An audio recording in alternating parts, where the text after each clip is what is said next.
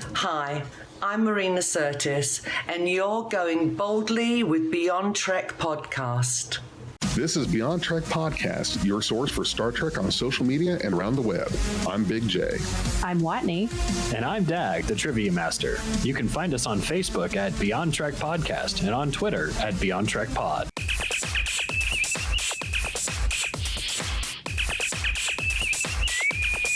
Red alert. He just jumped into my lap on the couch. And for anyone listening, Curzon is Dag's cat. Oh, Not Curzon. Curzon. You've got a cat named Curzon. And a cat named Ezri. That's cute. Yeah. That's real cute. You guys like my background today? I love it. I got the angel Rutherford and the devil BADGEY. That thing freaked me out. I don't know. It was pretty creepy. It's basically evil Clippy. Evil Clippy. What's wrong, Jay? What's wrong, Jay? You wouldn't want a plushie of one of those in your house? No. Because I designed schematics for a plushie. Oh my God. Yes. I'm going to felt it. It's going to be great. Beautiful. Why am I not surprised?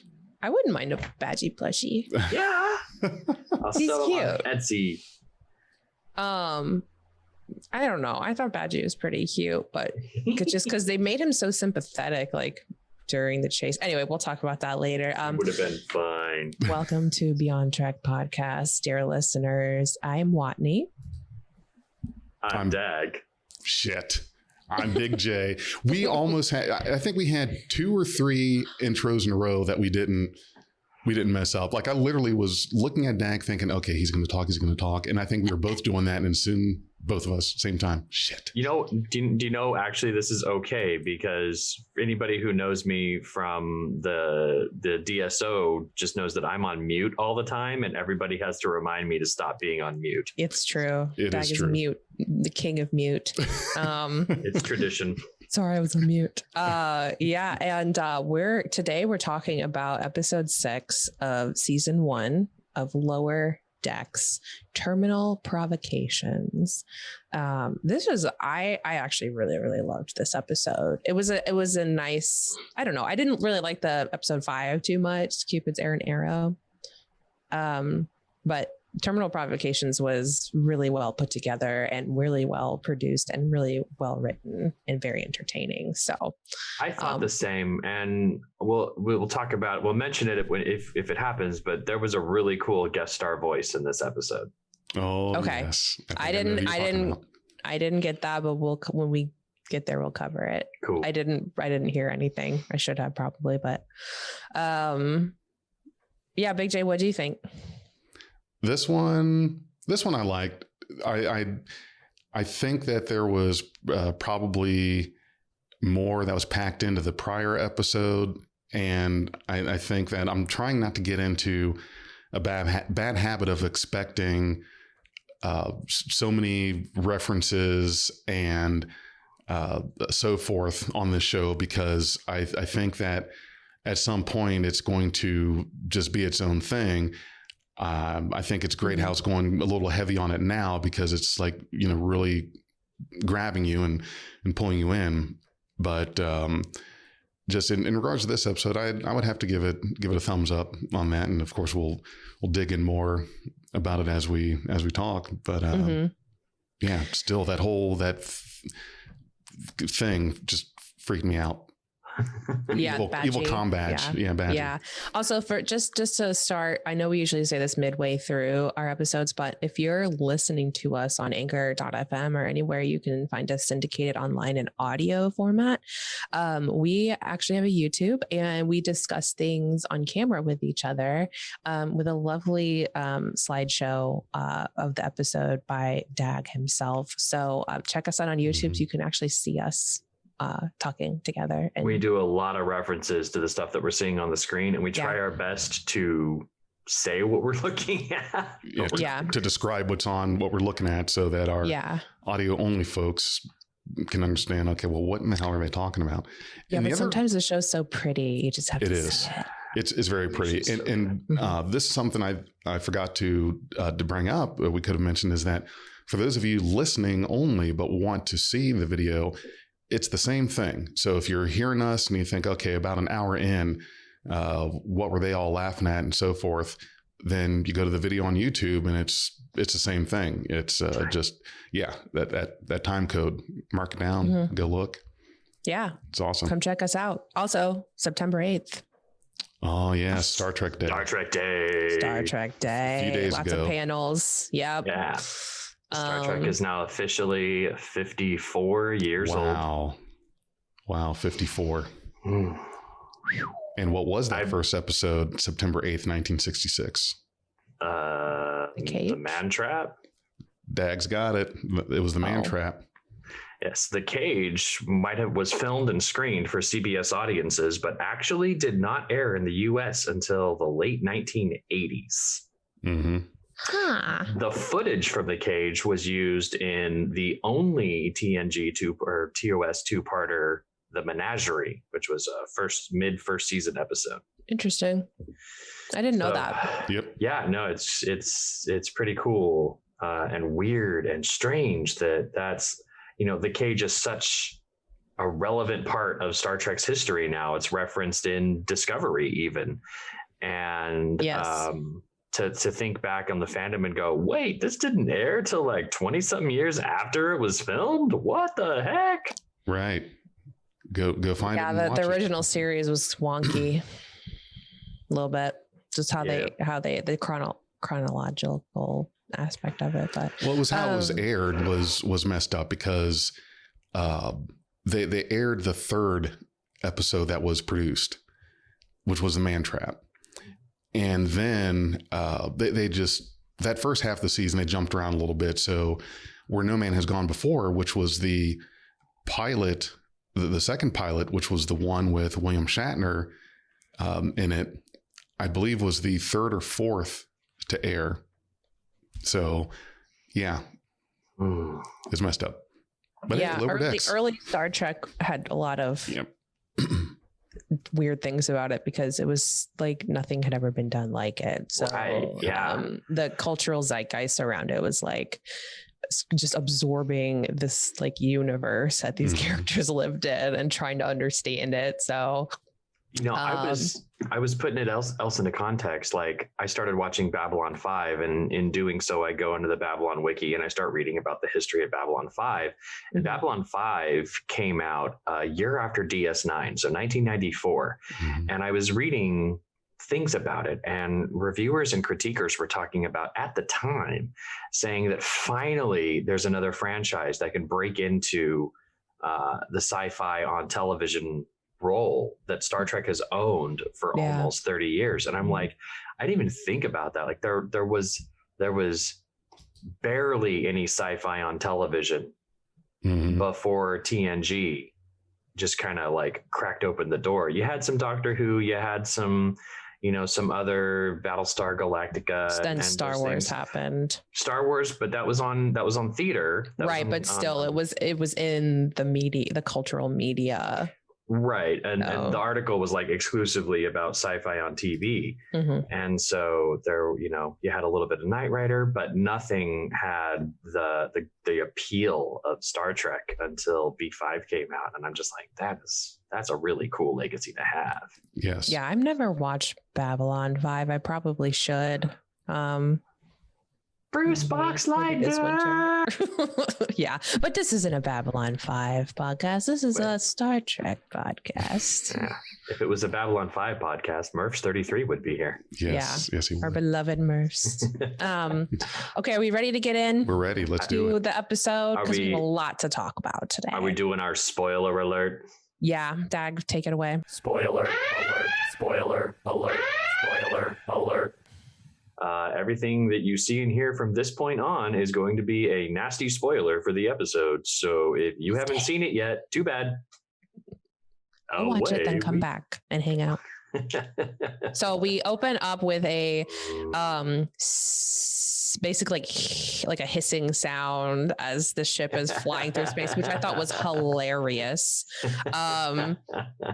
We go into the bunk area. We see Boimler talking about how each warp core sounds, and Mariner starts to debate with him about it. And as someone who loves ambient noises, and I have like an entire YouTube playlist of like all the ambient noises you could ever imagine, especially starship and starbase ones. This was a beautiful scene. And Tendy's like, oh, we doing the warp core noises now? She's so cute. So they're doing like this weird culty kind of thing where they're like humming this like the hissing sounds. And Ransom comes up and he's like, Ransom, on deck 11. This is Security we need alert. security down here. Something weird's going on. He attacks Boimler and the hissing stops, and you can kind of hear the ambient sound of Mariner's like, oh yeah, it is a little more high pitched. So that's the opening scene. I wanted to find an episode where it's like, did something happen where somebody was like on the show and like Ransom could have been a background character? It's like, I know what this is. Stop it. I think he's hyper vigilant. He's like a very vigilant, very protective XO. Really wants to just make sure everything is 5x5 on the up and up. So I like the reference where they're doing the hissing that I think it was Boimler said, no, that's the Enterprise D at warp 4. Yes. And they also reference Voyager too. Yeah. Which is kind of cool. Yeah. People will be asking, how does Rutherford know what Voyager sounds like? Well, I'm sure, they take those ambient noises in the 24th century. They use that for sleep, for sleep therapy, listening to warp cores, just like we do now. Period. You can listen to 10 hours of the Enterprise D warp core while you're sleeping. Oh, God, perfection. Yeah. Yeah, there's like nighttime warp core, like night shift videos on YouTube. You should check them out. They're amazing. Exactly. Just a sidebar. Shout out to all of those people that Watney just mentioned for taking the time to upload those things, because it's just a symphony for my ears. Yeah. And like it's a 3 hour, it's at minimum like a 2 hour video for most of these. And they don't run any ads on them because it obviously disrupts the immersion. So thank you for not doing that, for letting us have nice things. Right. Yeah. Thank God.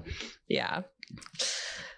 We pop over to the title sequence after this. Again, always beautiful. And then we go to the bridge of the Cerritos.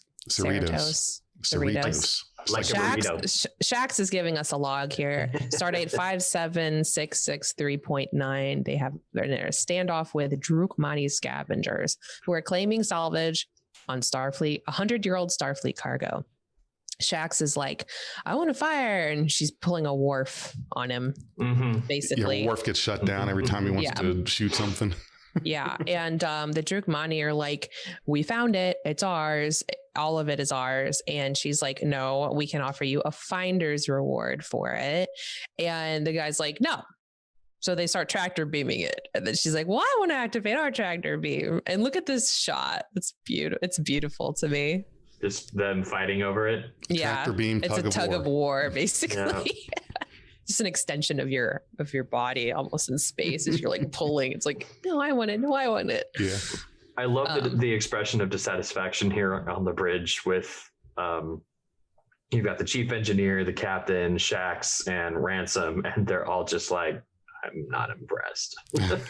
Ransom always has that look on his face. It's always like a little just like uptick of an eyebrow and like a little heavy lidded eye. Like he's just kind of skeptical of everything he sees.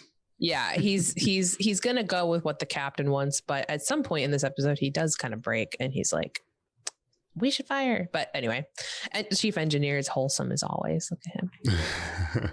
Beautiful. So just as the call out, you can see I've got the captain of the Drukmani ship over my shoulder, and he's got a very distinctive eye patch going on, and his voice actor is J.G. Hertzler, who played Martok with an eye patch. Oh, so beautiful. That was super cool. Just a great little tidbit there. Yeah, it was good hearing his voice again. Yeah,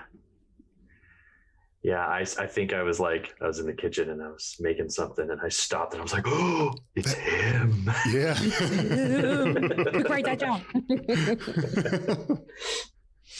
Yeah. He was a very interesting fellow in this episode. He ends up cussing out the captain later. Which was hilarious. It was funny, but it was bleeped out. So, cussing in Star Trek, but not really. Well, like we talked for all about those people that are pissed at Picard. Yeah. Well, but we talked about that a few episodes back of our reviews was that animated, when you're bleeping that out, that's like, it kind of goes with it. That's something that's already been done with animated shows kind of as a joke. So it's accepted, but you do that in a live action show, then it's jarring because it's like, that doesn't fit because that was something I talked about I believe our first episode. Like, well, why would they do it in Discovery and Picard but bleep it in Lower Decks? And I think it's because of the animated nature that's kind of an accepted practice. And Isn't that a Rick and Morty thing? I think it. I mean, I would say yes. I don't think that they originated it. I think it's a South Park thing. Oh, yeah. I just mean like it's Mike McMahon. So, okay. If there was cussing in Rick and Morty, there's probably going to be cussing here. But gotcha. I don't know. I think it's fine. It adds flavor. Yep. I like my Star Trek seasoned. Thank you. Like it's seasoned and flavored. Yes. Yeah. So the captain says something like, "Our ship is the most prepared and vigilant." And then we cut to Home Fry doing cantaloupe puree. Oh God. That's their version of a keg stand. It's like, a keg stand or when you get a fast food restaurant with someone just sticking their head under the cereal, the soda vendor. It's like it's gonna be he's setting a record or something. Mariner's like cheering for him, and she bumps into Ta'Ana, the chief medical officer, who's pissed that she has nacho cheese in her fur now. She's eating jalapeno nachos. Say the little jalapenos on the nachos and cheese sauce. Oh, it looks good, honestly. Aren't those bad for cats? You're not supposed to feed them jalapenos. She's a Cation. Which are felines. Although Fletcher does say she's just a cat in a coat later, but he comes in.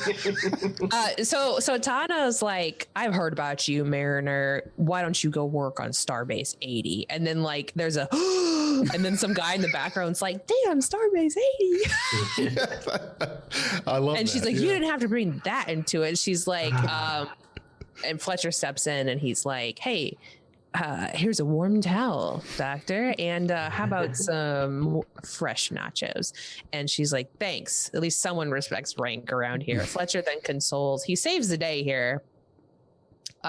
He basically is trying to stop people from getting in trouble. He's and we learned that diffuse situations, he's trying to take the blame off of somebody else. And we learn that ends up being like a major character flaw with Fletcher. In fact, it's basically his whole character. I don't even know how he's gotten through this entire season without being mentioned before, given the trouble that he stirs up. But he says she says, "She's just a cat in a coat. Don't worry about it. There's a baseline of goodness to everybody in Starfleet." And, it's kind of wholesome. He gets set up as this guy who's like going to come in and save the day. And he's super cool and everyone likes him. And Mariner's like convinced he's great.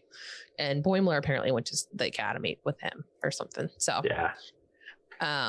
You're very right. It's very cool how they set this character up. And if you're watching it, you're like, something's wrong here. Right. This guy's getting a little too much screen time. There's going to be something wrong with him. Brand new guy. He's got a name. Never heard of him before. He's getting set up to be this really great guy, and something's wrong. Not part of the group of four, which we are learning there's a cliques forming within the clique. So Mariner and Boimler are becoming very good friends, and Tendi and Sam are becoming very good friends as well. So it's like in TOS when Kirk and Spock and McCoy would beam down somewhere with some random redshirt guy. Guess who's dead before the title sequence? Or shortly after. No, very, very true. So after this scene, well, it's the same scene really with Tendi Tendy gets a taco salad. I don't even remember what Rutherford's eating. Oh, he's eating a burger. The taco salad just looked so good. I was like, yeah, focusing on that. But how does animated food make me so hungry all the time? Sam's like, what do you think's in the cargo? Is it going to be a bunch of frozen princesses? Blah, blah, blah. We get to go out there and spacewalk and find out. And Tendy's like, I have a horrible secret. I'm a monster. I didn't actually pass. I shouldn't have passed my spacewalk unit at the academy. And Sam's like, but I have a holodeck program just for that. You want to do it? She's like, yeah, why didn't I think about that? I've got an observation I wanted to point out when you were done with that. Oh, sure. Sorry, Watney. No, go ahead.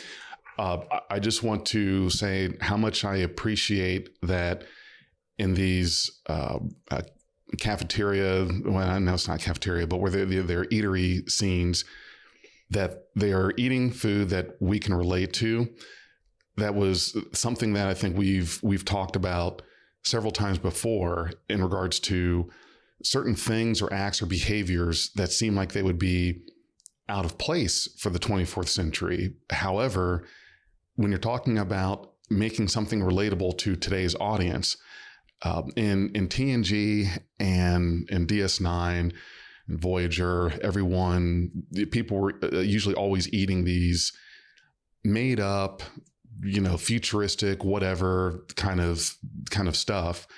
But with Lower Decks, you get taco salad, cheeseburger, sushi, poutine, tacos, and nachos. So it's something that you can relate to. Now who's to say that they're not going to have? Right, pudding cup. I mean, who says that in the 24th century that there will be no such thing? Mac and cheese with bread on top. Oh, yeah. The replicator. I just wanted to say that how much I appreciate the fact that they're going with things that we can relate to instead of some odd, strange, weird 24th century noodle or something. Yeah, like a Vulcan recipe or something. Right. Some Clomique soup. Right. Yeah. Exactly. Which it's like, sure, there's like space things like space shovels and space hose and everything. But at the end of the day, everyone likes a burger. Now, when you say space hose, you are talking about... I knew it's going to happen. You can interpret that however you want. Are we talking about cryo frozen princesses now? Was that the I don't even know what that's a reference to. I was looking that up. I'm like, cryo frozen princesses. It's a new thing. It's not a reference. How about that? Oh, it's a new thing. Yeah, no, that's totally fine. I was just thinking like, with Bill and Ted 3 coming out, a reference to the princesses who were born in the 1500s who now are in the 21st century. That's where I was like going with that. Well, sorry, I didn't mean to derail us talking about 24th century thoughts. So let's move on. Wanda, take a sip.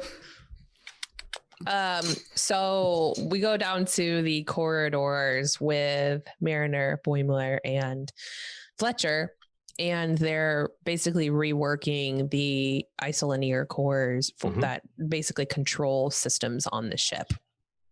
They're like, yeah, this is so tedious. I didn't think a core would be a bunch of little things. I thought it would be one thing, which is really funny. Because, and if you're a lower decks officer, you're going to be doing the tedious work. Like a core to a senior officer is one big thing, but a core to, oh, look, she's got a Geordie visor. Yep, that also has a Geordie visor. Now, do you think that the whole thing with the core, the multiple cores, like I thought it would be one big core, not several cores, may have been a tongue-in-cheek reference to Star Trek 2009, where the Enterprise, to escape that red matter created black hole anomaly, Scotty Rickman is ejecting the warp core, and he ejects the core, and suddenly you see a behind view of the ship of the Enterprise, and there's these several cores shooting out. It wasn't just one; there were like several cylinder type things. You remember that? Well, Kurtzman was on 2009, so maybe. Okay, right. Just wondering. That'd be just a really interesting tongue in cheek. Yeah, you're not wrong, because in Insurrection, when they launched the core, it was just one core. Yeah. But in 2009, they launched the core, and it's like 3 or 4 objects floating behind. Right. Yeah. And even in like real, like reality on Earth, like if you have nuclear power plants, the core is a reference to a group of like, it's these long cylinder pillars that all sit in the core. So it's not just a core is like core meltdown is like all of those meltdown at once. But collectively, they're a core. Yes. A collective core instead of a singular core. We are the Borg. A singular physical core, right?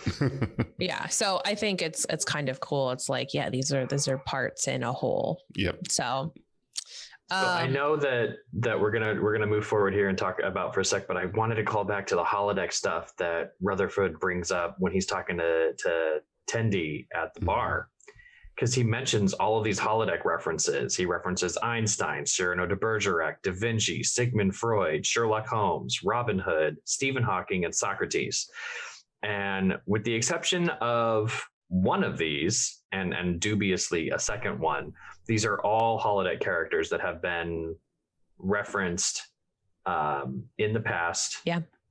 Actually, 3 of them are kind of questionable. Cyrano de Bergerac was a play that Barclay was in for Crusher. Robin Hood was not a holodeck program. It was a dimensional realm that Q invented for the TNG crew. Right. Yep. For the episode Cupid. I don't remember Socrates being in any holodeck episode. But Einstein, we got twice, nth degree in Descent. Da Vinci with in Voyager. Sigmund Freud in that cellular peptide cake with mint frosting episode where Data has the dreams. Yes. Sherlock Holmes, of course, Data's alter ego. And then again, Stephen Hawking in Descent, Part 1. That's going to bother me about Socrates. That I if he was a holodeck program, most likely I want to say it was probably in Next Generation, because your Renaissance character of note in Voyager was usually Da Vinci.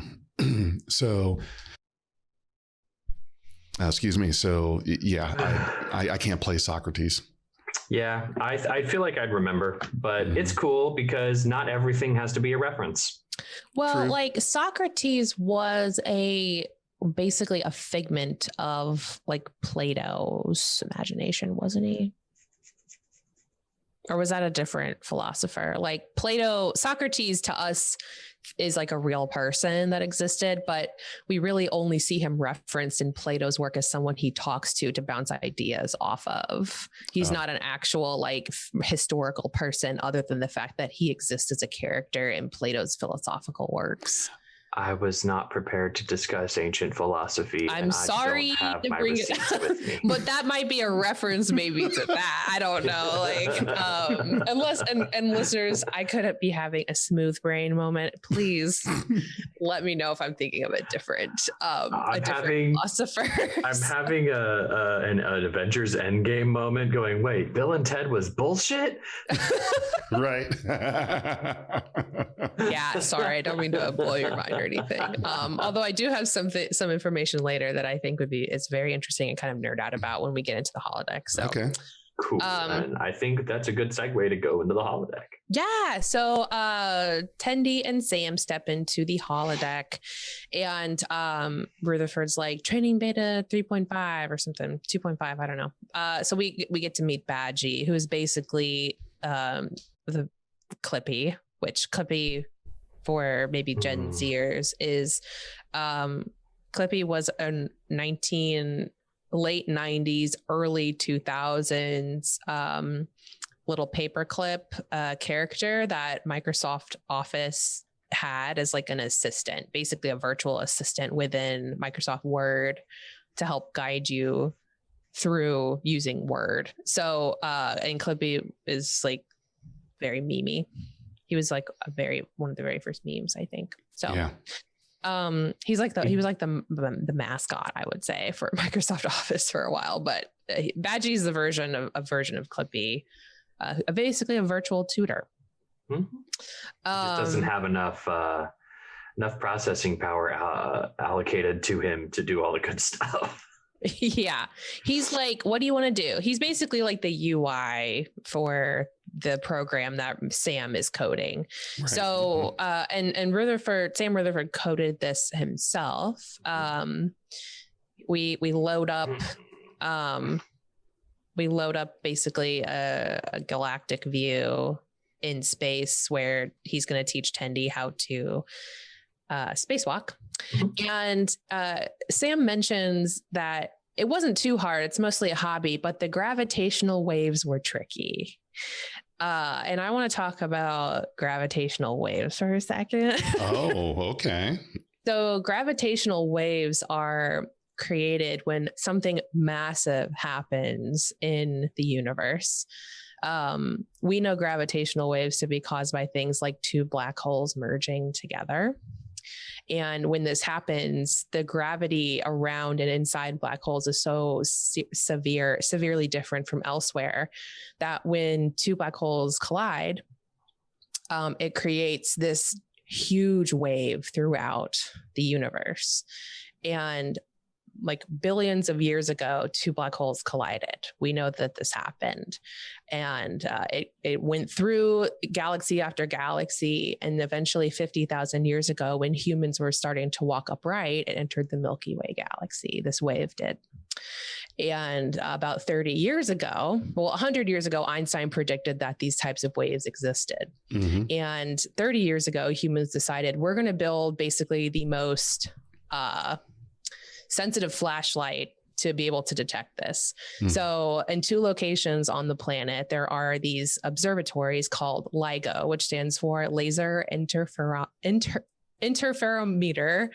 Gravitational Wave Observatory. So they're basically like 4 kilometer long beams of light that when a grav wave passes through them, it causes like a disruption in protons. So you can actually sense the gravitational wave passing through Earth. Mm-hmm. And this gravitational wave I was talking about, created by these black holes billions of years ago, the LIGO was constructed on Earth in 2015. And we detected this wave that was passing through this universe like a month later.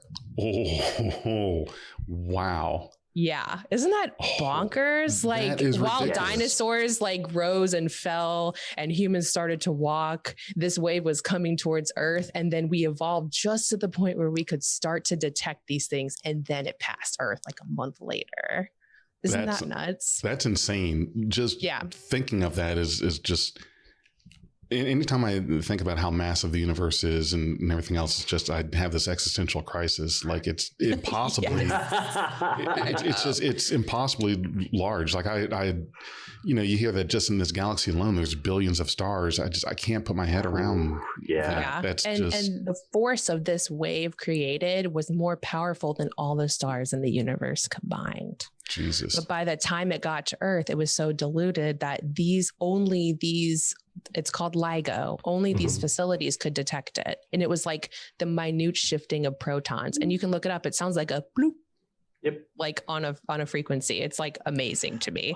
So when Sam says stuff like the gravitational waves were tricky, I really appreciate that. and I think that that's a direct reference to LIGO, which is like a huge accomplishment. It's basically a way of observing the universe. That's not a telescope. It's through like frequencies. Okay. Yeah. Nice. So yeah, thank you for humoring me as I. Oh, that's way cool. Cause like I think about like coincidence and timing a lot. Like if you're driving down the street, the cars that are next to you are only there because you left your house at a specific time. And that one time that you had to go back and pick up your keys, or you left something at home and now you're back on the road again and something weird happens or something cool happens. It happened because you forgot the stuff. And it's just like, I love that kind of like timing thought stuff. The mindset. So it's like, we just built this really cool, amazing, super expensive, gigantic LIGO observatory. And oh, by the way, a month later, we discovered the most amazing gravitational wave in the history of the universe. Yeah, it's picked up a lot of other waves since then. But the fact that the most massive wave that we've detected was detected a month after like the eyeballs opened to be able to see it is crazy to me. And part of my, I guess, my philosophy, like in my spirituality, is that I believe we are the universe observing itself. And so the universe is putting on a show for itself, for us. And so that's why things like this happen, is you open your eyes and the universe says, hey, this exists. And I think that's like pretty beautiful. It is, because that got me thinking as to what were the sequence of circumstances since the dawn of time that enabled me to be able to see two DeLoreans on the highway at the same time, almost next to each other. You know, that's impossible. Carl Sagan actually predicts that. He says, seeing two DeLoreans on the highway? Yeah, I'll let you know. I'll let you know. First, Watney, okay. I appreciate that you quoted him when you said the universe observing itself. That's a Sagan quote. Okay. I mean, maybe you didn't actually quote him. Maybe you and him came to those ideas separately. But I think like maybe that is, it's like maybe I heard it from Sagan at one point, but I also think like the idea of the universe kind of saying like, hey, this fucking flower, look at this flower. Like this exists and it has meaning because you're seeing it right now. Like that's really, I think, where what I feel is like maybe different. I don't know. Well, and for those wondering why I'm making a big deal about DeLoreans, it real quick, it's the car from Back to the Future, and but it's a vehicle that you do not commonly see, like ever. The people can go through entire lifetimes and not see it, aside from in this movie, as they're for some reason or other they're rare. So to see two at the same time like that is super rare. And I was going to get to my point about Carl Sagan predicting that. He has a quote that says, in order to have an apple pie, you need a universe. So in order to have DeLoreans, you need a universe. And then we can start talking about how you get all the ingredients for that and such like that. But it's a cool quote. Okay. I dig it. Okay. So BADGEY. We're stuck contemplating the existence of the universe. Oh my gosh. Yeah. We must move on or we will be philosophical all day. Back to tiny lower decks. Special lower decks. So did you say he kicked BADGEY already? He kicked BADGEY. He kicks BADGEY right before he fist pumps here. Right. Yeah. So BADGEY's got that like, ow, look on his face. Yeah, he's currently evolving. Or devolving, who knows. So they get the spacewalk running and we head back over to the lounge where Boimler and Mariner are leaving the choo-choo dance, which became the choo-choo-choo dance, and it was very beautiful and it made them cry. And Boimler got to make eye contact with one of the Zebulon sisters, which took his breath away. And then they come up across and Mariner and Boimler have like a little bonding moment here, like, hey, like I think you're like, like we're getting along. Wow, it's weird or something like that. Yeah, you're not annoying all the time. Yeah. And they find Fletcher, who creates kind of a mystery here that, a black and white flashback. Someone stunned him and stole the isolinear core. And Boimler's like, oh shit, this is going to affect the shields if the bridge finds out, or if the bridge needs shields repaired, they're going to find out that the core is missing. Something won't work. The core basically controls the auto repair of the shield system. Fletcher's like, guys, I don't know what happened. I just woke up and now I'm talking to you like this. And Mariner's like, we got to think about who would do this, who has bad intentions and also knows the system in and out. And they're like, Delta Shift. Did you suspect him at this point? No, I didn't. No, I really didn't. See, when they walk towards him and he's like, oh man, I'm so disoriented. I'm like, okay, that's not something that you just say. Okay, there's something wrong with this guy.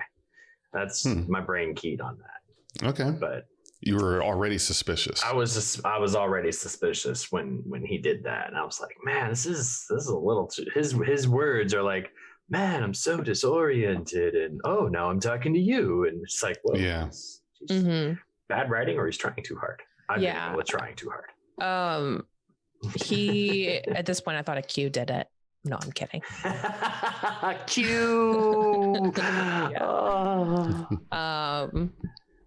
So they basically decide to go talk to Delta Shift here, and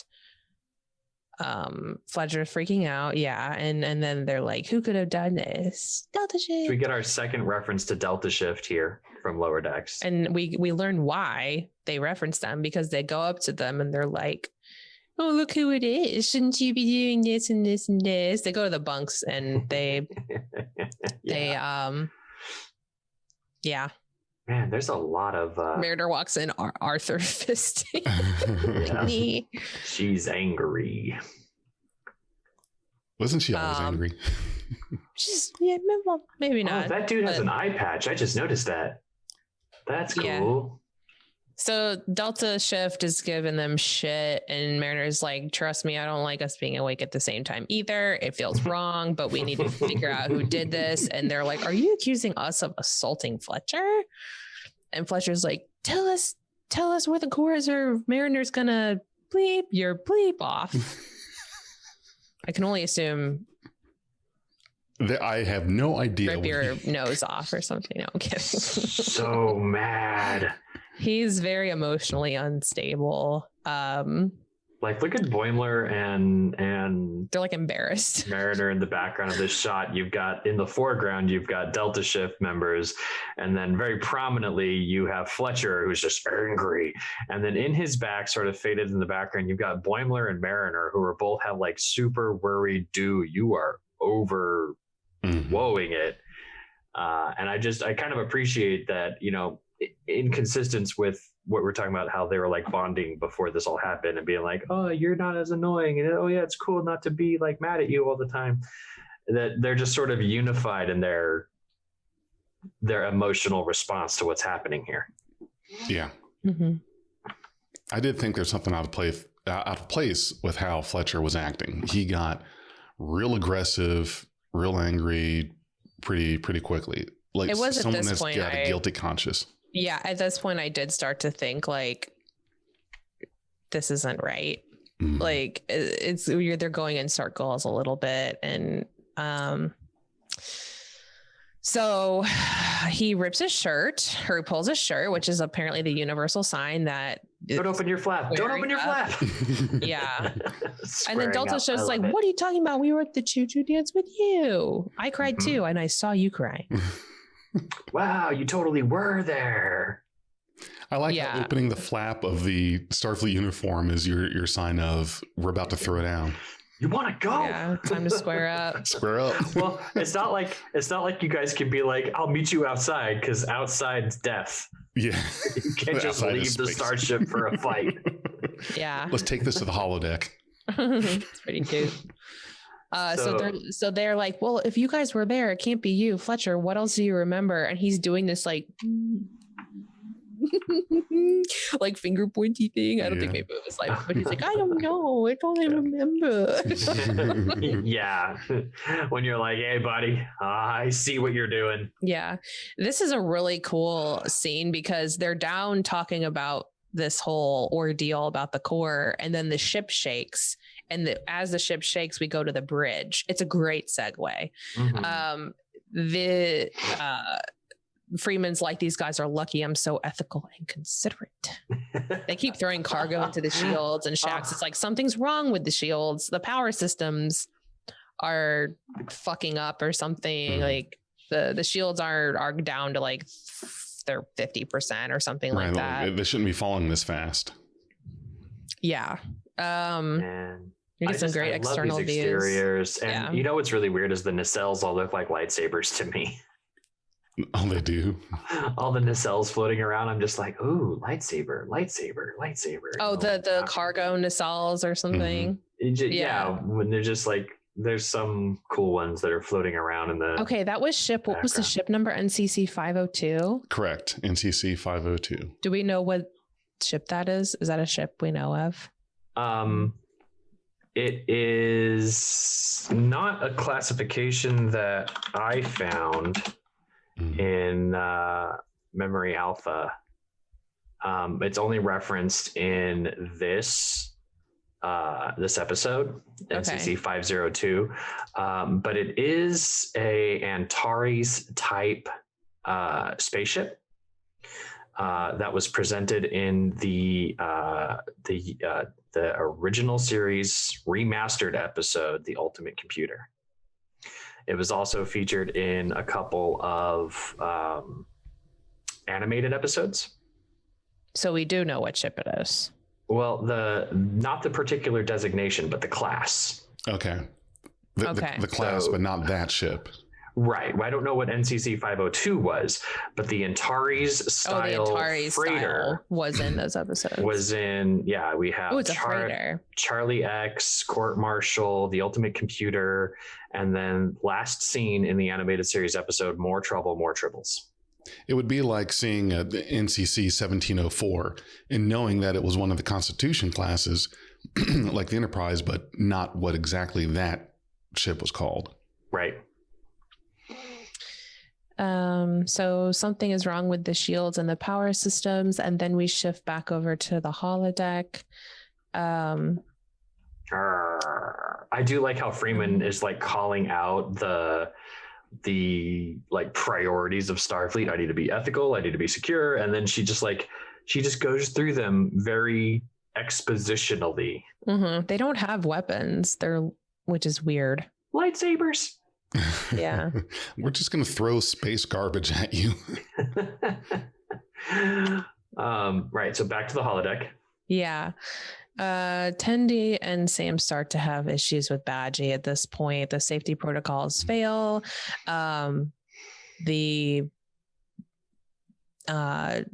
Basically Tendi starts to get scared and Sam is like, BADGEY, fix this or whatever. And he's like, sure. And then he bumps into him and he's like, sorry, I didn't mean to hit you. He turns around and pushes him. That's where you see the scene behind me here is after he gets pushed. Yeah. Yeah. And Sam's like, what are you doing, BADGEY? And BADGEY's like, ah! He attacks him. Basically just goes completely nuclear, rips a hole in his suit. Then they change the scene to a Bajoran market, put on some clothes, and then he's really gnashing at that suit too. This is like, and the safeties were disabled due to the power rerouting from non-critical systems. Right. So for some reason that meant that the holodeck safeties were part of that non-critical system. Which you got to make sure nobody's in the holodeck before this shit starts happening. Otherwise, otherwise BADGEY's going to be wearing your skin. Yes. Yeah. Right. There really ought to be some kind of failsafe that's like, if a holodeck is initiated, cut power to the holodeck entirely to reroute it for emergency stuff. Instead of the damn safety protocols. and it's a plot device. Right. That's where I go off on my tangent of like, where are the hard lines on a starship? Like, every time there's some kind of crazy holodeck problem, everyone's like, oh no, we can't do anything. Holodeck controls have been locked out. I'm like, unplug the fucker. Somebody rip a hole in the deck, find the conduit that's the power cable for that particular holodeck, get an axe and chop it up. Right. Problem solved. Mm-hmm. Wow. You've got a very good point. Where are the hard lines? Because that was that you reminded me of the scene in Transformers, the first Michael Bay Transformers, where that Decepticon was hacking into the systems on that base. They were getting locked out, and the officer in charge don't cut the hard lines. So that he gets an axe, and they go to the hard lines of just all the power and everything, and just start chopping. And you're right. I would like to see that. Where is that part? Where are the hard lines? I'll tell you on a starship. Yeah. why they don't do that, because breaking immersion is worse than death. You're Right. not wrong. Let's not break immersion. Well, Dag, Canon accepted. if you like the whole just unplug the damn thing, and for our listeners, go on YouTube and look up 2 Idiots, 1 Keyboard. Is that what it is? It's the scene from NCIS where there's this. If you're in IT, like, you know it because it's the cringiest scene ever. They're getting hacked, and there's two people working the keyboard, like just a standard keyboard, which you don't do. That doesn't do anything. Like, there's no teamwork on one keyboard, and there's all this hacky screens and stuff like that happening. And it's just this all, everyone's freaking out. And Mark Harmon character he unplugs the computer, and he's standing there with the cord, but they're all freaking out trying to block the hack, and he unplugs the damn thing. So yeah, we need hard lines. Unplug it. For those listening, I want to point this out because what we have is Rutherford. His suit is leaking. Him and Tendi have bounced through their holographic debris field, and they're hiding behind a pod. And the pod, you can see here, has the the medical insignia? The catechist, right? Oh, okay. And it's just, so this is like a medical pod. And I'm like, is this a cryopod? Is there a princess in there? Did Rutherford program this? Oh.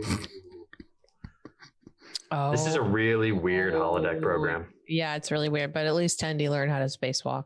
Yeah. Very quickly. We didn't even mention the fact that they locked space boots. Yes, their magnetic boots got too close. Which is very cute. Very romantic, very cute. Yeah. Nice way to force people to play footsie. Spacesuits win again. Yes.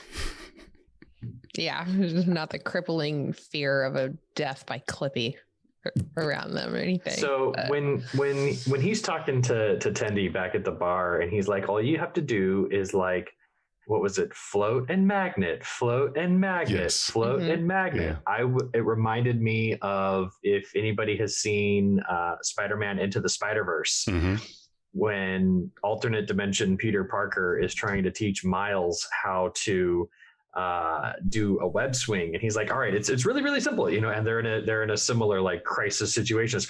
Thwip and swing, and thwip and swing. It's just I was hearing that when Rutherford was saying that. So I'm like, cool. Float and magnet. Float and magnet. Just let you guys know that this is not the first Star Trek romance to start in spacesuits stranded in space. So I think there might be something there. B'Elanna Torres and Tom Paris, they went on a shuttle to retrieve the ejected warp core from Voyager, and and that's where they first pronounced their true feelings for each other. And I thought you were going to talk about Lieutenant Hawk and Captain Picard in First Contact. I'll stop it. Romance. God, Badgey. I know, this is so violent in Star Trek. Whatever. So they go to the Bajoran market, and there's a Bajoran temple, of course. So they start running up the holy Bajoran stairs. And then we cut to the bridge. Ransom is like, we need to give them a fight. They're attacking us. We need to fight them. And Shax is like, I want to fire on the warp core. And the captain's like, nah, evasive action, Sulu Alpha. Sulu. Yeah.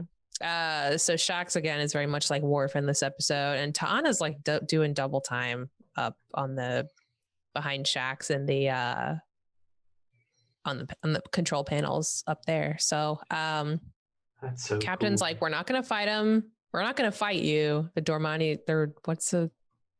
Drukmani. He's like, trying to avoid being hit is fighting or something like that.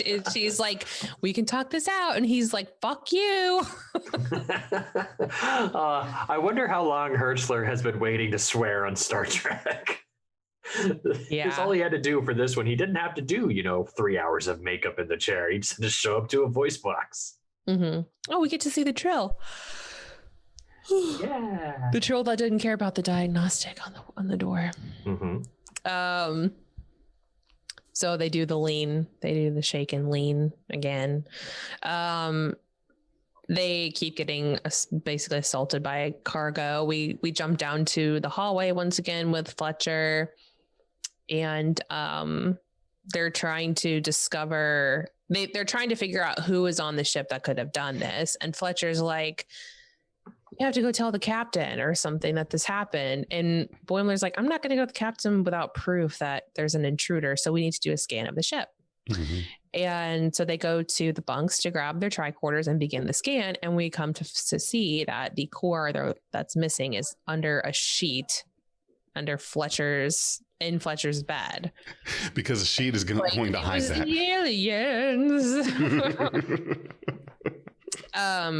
He's really bad at lying. I mean, and then he starts saying like, I'm the worst. I'm slime, stupid, Fletcher. He's really annoying. I get like cringe, secondhand embarrassment watching him. He comes to basically tell them that I needed to, when you guys left for the choo-choo dance, I was doing all this hard work by myself. And it started to get really difficult. So I knew that I needed to become smarter. And I thought I could have the computer make me smarter. And so he connects the core to his brain and basically reroutes the neural pathway or the electrical pathways in the core to his neural pattern and bonds with his brain. It bonds with his brain. And Boimler's like, look at that weird ass screenshot. On the screen, you've got this circuit board that has rewired itself to look like Fletcher, and it's twitching like he was when he was connected to the device. What kind of I don't know what kind of process thought it takes to be like, I'm gonna hook my brain up to this. Right. This is somebody who thinks I'm not going to do the hard work. I'm just going to work hard to figure out a quicker, lazier way to do it. Why spend 10 minutes on something that you could spend 10 hours automating? Right. Man, if I could automate this presentation, it would be so much. Fletcher basically imprinted on this core at one of the most stressful times for him. And so the core, the entire time we see it go more and more rogue, is Fletcher in that mind state 100% of the time. So that's why it's extremely destructive. An imprint of stress and frustration. Yes. So they say, well, we have the core. It's fine. Mariner's had it in this scene. She's like, oh God. And he's like, this was a learning experience for me. And Mariner starts to do a speech like, that's what matters. We're Starfleet. And when we make mistakes, we learn from them. And then the core becomes to life. It's like the classic, like, scene. Very classic Trek monster scene. Yeah. It starts to attack them. The core wants to be smarter now too. So it begins assimilating pieces of technology. Yum, yum, yum. It opens up like the center. Look at the two eyeballs. Congratulations, kid. You just invented like the budget Borg. Yeah. Yes. Yeah. Oh boy. The less clinically cold Borg. Right. It grabs the pad. Not the pad, the beautiful pads. It's just eaten everything. It's got itself wrapped in these straps too, which add to like the fear factor because it's got sort of that techno eldritch horror thing going on. Reminds me a lot of this villain from Teen Titans. The good Teen Titans or Teen Titans? The good ones. Oh, his name's Overload. Overload. He's like this chip that just becomes electrified around the chip, and he can like reach out with tendrils. Oh, there's also an episode of Teen Titans called Fear Itself, where there's this like tentacle. They're basically in this video shop, and the tapes start going like crazy, and they start like grabbing people. Oh yeah, that's a cool shot. I have this sneaking suspicion, Watney, that you like hentai. You're talking about all these tentacles and octopuses. How wildly inappropriate of you to bring that up to me right now. I know. When you point a finger, there's three pointing right back at you. True. So it just really reminded me of, I think, the villains that I've seen in other really, really successful, more adult themed animated shows. So super cool. It starts just basically grabbing fucking light things or from around everywhere. And what is that like little spanner thing in the bottom right? You see that with the antenna? I think that's cool. Yeah, just a thing. Some kind of like a transmitter or something. I was looking at all of these to be like, were any of the new T88s in here? And so far I haven't seen any of them. If you remember the T88s from the last episode. Gets a hold of the duffel bag. Right. Yeah, it would have just been like, oh, there goes Rutherford and Tendy's joy. But I didn't see any, so that's good so far.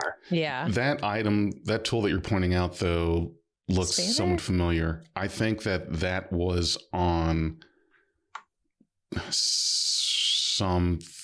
I can see it. I can see it and see it being used, but I can't place when and where. But that looks like something that was used in one of the shows.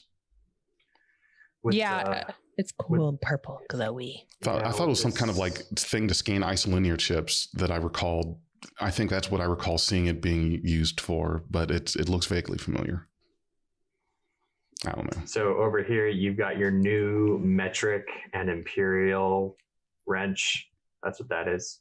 Is that what that is? I mean, They're not using. Okay, guys. I'm joking. Yeah. We're finally making the transition. It looks like a metric and imperial wrench, just a different style to me. But you know, maybe it's metric and Klingon imperial. Maybe that's what it is. They're measuring things in kilograms now. Yeah, I think everyone's using meters and metric at this point. So this is just another reference for like, hey, look at this. The ship developed its own sentience and it's evil. It's yeah. Well, and the whole time I'm thinking, don't they have replacement cores? They could just pop on in. Right. While you're looking for this rogue one. Like, there should be spares. There should definitely be spares of something so critical. But yes. Good point, Watney. The whole time I'm like, wow, they're never gonna get that thing back. That thing is fucked. This device right here, I'll point it out, and for the listeners, it just appears to be a Ferengi tooth sharpener. Yeah. Yeah, it does. See that when Nog starts selling his childhood items to the crew on Deep Space Oh, that's Nine. fucking great. Look at that fucking reference. That's insane. We love references. Cool. Yeah. So this thing starts eating a bunch of other things, and Fletcher says he's going to pin it on them. He's going to pin it on Mariner and Boimler. Mariner's like, that's not Starfleet of you. And Fletcher's like, you break rules all the time. She's like, yeah, I break rules that are stupid and dumb that shouldn't be there so I can do a better job. I would never put anyone in danger. Except maybe Boimler. which she had, because he almost got eaten by a giant spider in the first episode. Delivery, like the delivery of this delivery was perfect. Line, except sometimes maybe Boimler. It was so good the way she said it. But yeah, we can hop on over to the holodeck again, where we're going up the Holy Bajoran stairs, and Tendi and Sam are like, they're doing fine. They're just a little tired. And Badgey's like, this is where he kind of gets sympathetic for me. He's like, I'm gonna burn your hearts in a fire. What was what was the thought process in thinking that, well, let's climb up a bunch of stairs, which would be the most physically taxing thing for us, and not have any reason to believe that this holographic created character would experience fatigue? I mean, that's a pretty big gamble to, if you're trying to run from something and you have no reason to think that it could tire out, you're just kind of in this panic. Why would you want to run up stairs? That's I don't know. I just thought was. It is weird. It's really weird that it ended up how it is, but I guess it's just another plot device. But Right, we could also just casually forget that Badgey can fly. But no, he was flying on the holodeck grid before they enacted the program, and he's flying at the end of the episode inside the holodeck, and he's like, I'm always here. He's just flying. Maybe he's not exactly completely bloodthirsty. Maybe he's like, he's scaring them. Okay. I don't know. Maybe that's too deep. But at the end, he could have killed them at the end, but he didn't. He instead plays dumb. So and there's a great reference that I'll bring up when we get there because it's freaking amazing how cool that is. Okay. Yeah, we love those references. So we go to environment 83, a frozen hellscape to freeze BADGEY out. That's the goal. Yep. So we see them still toiling away as we cut back to the bridge. No, sorry, trying to get this to work. There you go. We cut back to the bridge. The shields are actually at 40% now. Auto repairs are not initiating, and the cargo is still being thrown at them. And then we zoom back down to the lower decks with Mariner, Boimler, and Fletcher. They're trying to drag the Rogue Corps to somewhere safer. Oh, this is when Fletcher says he's no. This is when Fletcher says, "Hey, I have a great idea." He takes this sheet off. Like, this is the end all be all of solutions. And they're like literally just touching it now. He's like, "We should let this thing beat us up a little bit. And then we'll see a Q showed up and caused a flood." And they look at each other like, "Okay, this is time to get this guy out of the equation." And he's like, they tie up Fletcher. They're like, "We really need to transport this thing out before it starts doing real damage." And then they have a little moment like, "Hey, it's nice that we're once again working together, not fighting." We don't need, and it's not all lower decks together. It's just like the cool ones at this point. Right. The Rogue Corps says things in this scene like, "What you got?" It says like, "Come on, bro, square up." Yeah. And then the as eyes they're are glowing and it's so evil. Yeah. And this like mummy feel to it. It is definitely a mummy. It's very otherworldly. So they manage to get it into an airlock, and Mariner throws her tricorder in there to entice it in further. It goes in and it says, "Oh, I got this." And then they close the door and it says, "You don't talk about my dad," as they vent it into space towards the thing went crazy. Drukmani ship. It just drifts. What a cool shot. Yeah. And it just keeps flying to the Drukmani. Mm-hmm. They're like, "Oh shit, we're still getting fired." It starts eating the Drukmani ship, and I assume it kills them. But probably. But yeah. There's a panic because, excuse me, they thought they solved one issue and are about to create another. We're going to start an intergalactic war. Mm-hmm. Finally, Freeman's like, "It's time to fire on their warp core shacks," and he's like, "Yes!" And then he's like, "No, weapons are down." Because they finally like deteriorated the shields enough to where like they need to start firing, otherwise they're going to take whole actual damage, and they can't fire. And Tana's like, "We need to get the crew into the escape pods like right now." And Ransom's like, "But wait, look at the other ship," and it starts blowing up in front of them. And Shax is like, "I don't know how we did it, but we did it." Yeah. And then he kisses Tana in like a moment of celebration. Yeah. I'm over here like, can Taxa be the ship name now? Ship name. Aw. Yeah. Ta-da. Ta-da. All right. So Bajoran-Cation relations have formally begun. They're both definitely rough and tumble. Like, they both have scars, and they've just been in service a long time. Shax has a thing for furries, you know. In the 2020 whatever century, we don't care about that. He likes what he likes. Right. Yeah. Back over to the holodeck, Tendi and Sam are toiling awake. So BADGEY's getting closer, and Tendi's like, Are we going to be okay? And Sam's like, "Yeah, it's fine. Keep going." She keeps going, and he turns and he's like, "Time to fucking fight." Mm-hmm. So he fights BADGEY.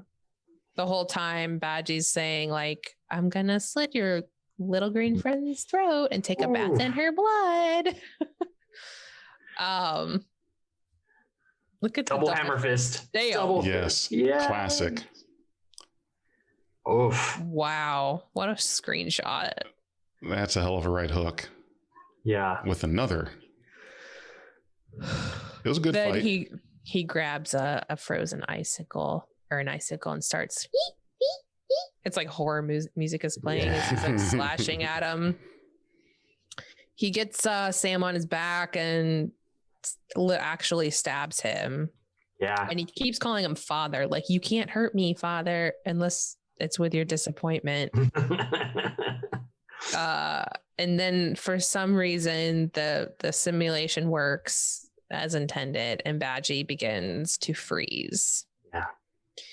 And oh man, when he grabbed those fingers, I was like, no. Right. I mean, that's why I'm thinking like he could have really killed him like immediately. So maybe he was like faking.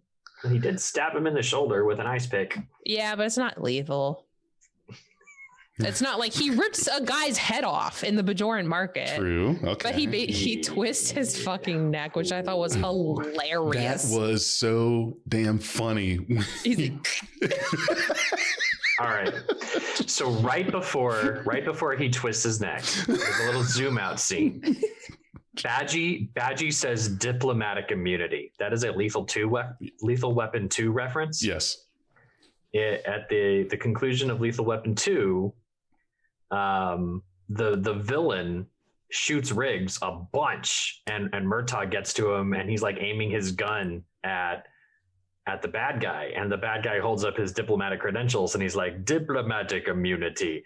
And then Murtaugh shoots him, and it's very epic. And he's like, has just been revoked. It's a very badass line. But so why would he say it then? I don't know, because he's malfunctioning. I have no idea. Do you think it's because he's now sentient or something? And he's like, I'm a sentient life form, so I should have like rights or something.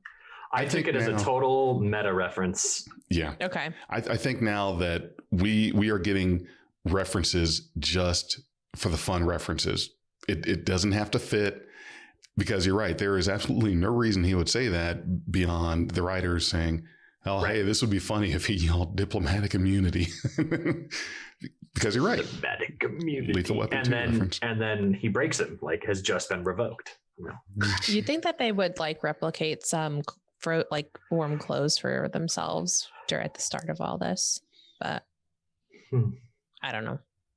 Hindsight's 2020. You know, you never know that your own little that Clippy program is going to try and kill you. So, engineering restores main power, and the simulation restarts with BADGEY acting like he's completely wiped. He's he like, even does that little Tendy's like sparkle. Yes, the sparkle. And Tendy's like, don't you remember? Does he remember? And BADGEY's like, remember what? What can I help you with? And he's like, I'll just stay here or something. Like, I'll be here forever. That's always here. Yeah. What a fun concept. BADGEY.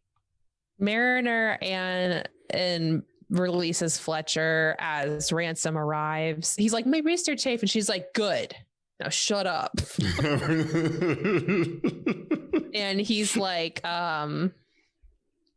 Ransom shows up, with security, and he's like, what's going on down here? There was an unauthorized airlock ejection, a missing computer core, and somebody attacked that Drugmani ship.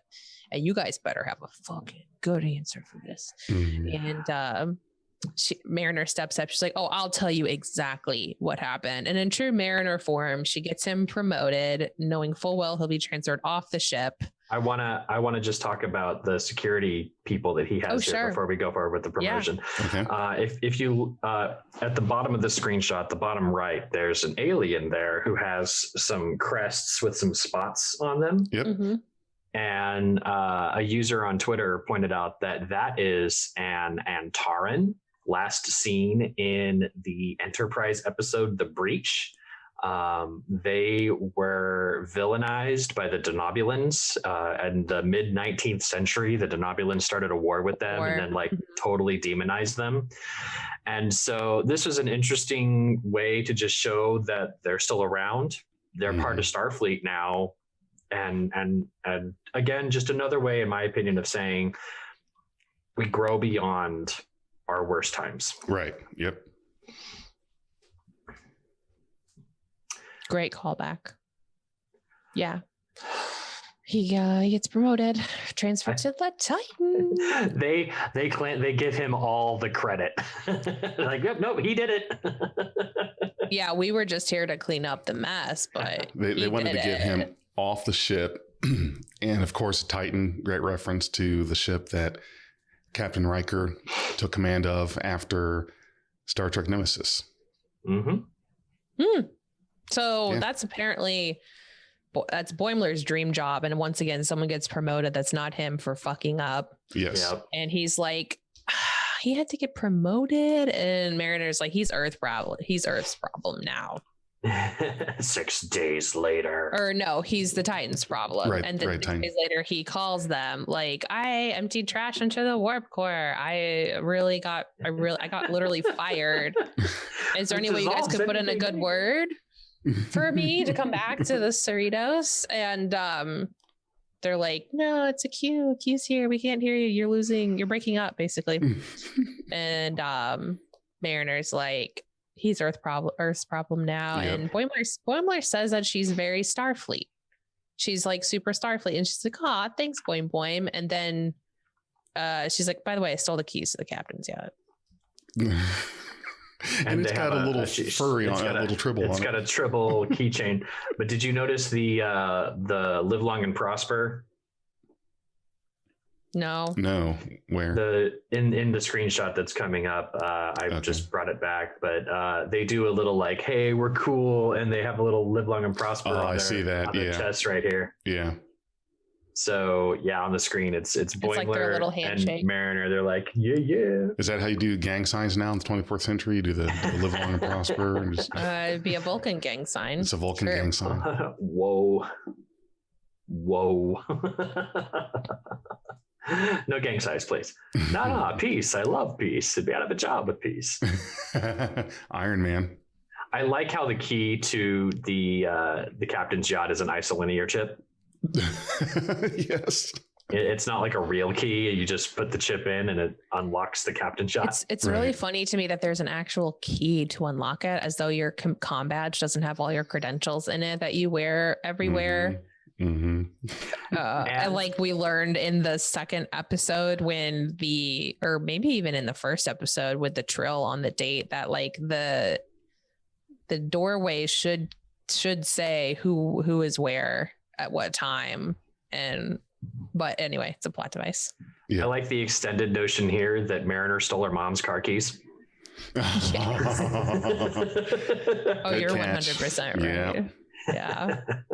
I just want to hear what's that Beach Boys song about? Is it the Beach Boys? We'll have fun till Daddy takes the T-bird away. Oh.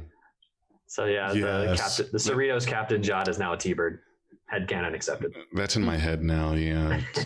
I'm not going to get that song out all day. So yep.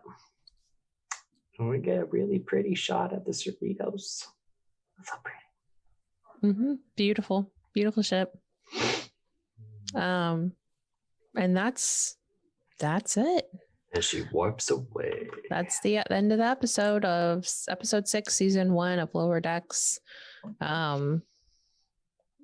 What was it called? Terminal. Terminal. I kept wanting to say temporal, of course. Terminal provocation. You know how I like my time travel stuff. It's interesting here that there are so many Q references in this episode. And because we know during Star Trek Day, the panels, Mike McMahon revealed, spoiler, that Q, John Delancey, will be reprising his role as an animated Q. And shortly after that panel, we saw a trailer that was like the mid-season trailer for what's to come. And he flashes aboard the bridge of the Cerritos in his post-atomic horror judge uniform, the black and the red with the gold embellishments. And I'm like, with all the reference to this episode, they're priming us for what's coming. And so now my head is just in that space. Every time I see an episode, they start referencing things. I'm like, is that going to be something that's going to recur? Because that's coming up, right? It just feels like the way it works. And in Rick and Morty, they do that. And I'm just connecting because Mike McMahon and Rick and Morty and the writers that they have selected. I mentioned this in our our episode 0 for Lower Decks is these writers have a strong emphasis on continuity. So I strongly feel like, yeah, they're definitely just locking down that notion of callbacks and foreshadowing. Yeah, when I heard that Q was going to be in an episode of Lower Decks, I just got butterflies. Because especially with John Delancey, I mean, it's just going to be so good. I don't even care how long it is. It could be like a 2-minute thing, but he just shows up as like, hi, oh, wrong ship. Yeah, I don't even care. Like I love John Delancey. So just, it's going to be such a treat. Maybe it'll be the finale of the season. Oh, that would be interesting. Just seeing Q again. Yeah. I really want the title of that episode to be Q Anonymous, just to throw it out there. Yep. Oh God. Let's not acknowledge the worst of the worst. Yeah. All right. So yeah. That's it. Final thoughts? Episode we didn't have nearly as many like intense discussions like we had in our last episode, but it was kind of a surface feeler. Mm-hmm. Yeah, I thought it was a really well put together episode with very intriguing A, B, C plot lines. I feel like they were all A plot lines, honestly. Mm-hmm. And that's what makes a great episode, is when things kind of come together like that. And the segues between scenes that were affecting all the characters was really, really great. I feel like with every new episode, we kind of get to know the crew a little bit more, and we get to know the bridge crew a little bit more, and we get to know the Lower Decks crew a little bit more. And it's nice that they're not dragging out like Boimler Mariner tension for the entire season. Like, yeah, they butted heads at the beginning, but they're actually developing. And that's really, really cool that they're not like super stuck in their ways. But I fully expect to see their former personalities flare up at some point against each other, but it's nice to see that they're bonding. So, and then of course, what's the Tendi Sam ship name? Are we doing ship names? Tenderford. Oh God. Tenderford. Or Tenderford. Yeah, that's what it is. Tenderford. So here's my final thought on the episode. I think that this is exactly what I think of and what I picture in regards to a dynamic between the main story of what you see a bridge crew going through, and what is everyone else on the ship doing during a crisis. And so you've got these characters that are directly impacting the A plot. So you're on the bridge, and for some reason something's happening. Now, typically, a Star Trek episode, you would have these things going on, but you're focused on the bridge crew. And it was nice to see that they had their own dilemma that was happening, but was tied into what caused the problems in the A plot. So we really get to see that perspective of what Star Trek is like when you've got your senior officers doing whatever, and at the same time, you've got your Lower Decks people that are the ones at some way affecting that outcome. Now, they wouldn't affect the outcome of the mission or interaction every time, but I like the dynamic here with that. So that's my thought and feeling on this episode. You said it well. Yep. Thank you. Well, thanks for listening. And I'm going to tell you where you can find us elsewhere online if you'd like to check out a bunch of our accounts. So we do have a Patreon. We would love your support on Patreon. You can find us at patreon.com/BeyondTrek. We have a Twitter run by our illustrious Dag at BeyondTrekPod. And I run our Instagram account at Beyond Trek Podcast. And we also have a Facebook. You can like and follow us there, facebook.com/Beyond Trek Productions. And I want to give a very special shout out to two of our supporters. Stephanie Baker, you support us on Patreon and Anchor. Thank you so much. And Jim Cook, you support us on Anchor. We love you both very much. Thank you so much for the support and for your patronship. Yes, thank you very much. And yeah, if you stuck with us this far, we'll be hitting you next week with another episode review for episode 7 of Lower Decks. Yes. Come join us. We're going to be doing this every week. So your number one review show, right? Yeah. Come say hi online. Until then, live long and prosper. Live long and prosper. We are Beyond Trek Podcast. Lower your inhibitions and surrender your years. We will add inspirational and hilarious Trek content to your day. Your attention will adapt to subscribe to us. Resistance is futile.